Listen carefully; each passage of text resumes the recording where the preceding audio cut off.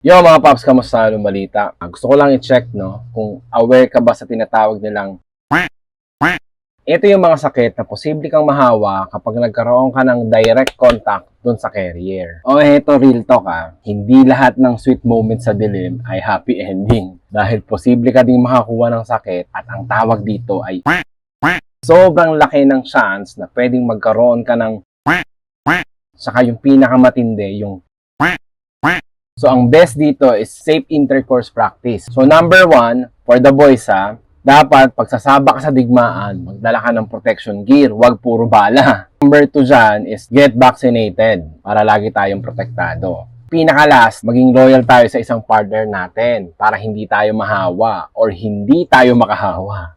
Alam mo yon? Ito ang tandaan natin prevention is better than cure. Para sa mga kalalakihan natin age doesn't matter yon, hindi age doesn't matter. Okay? Aaron Gonzalez, ingat ka palagi.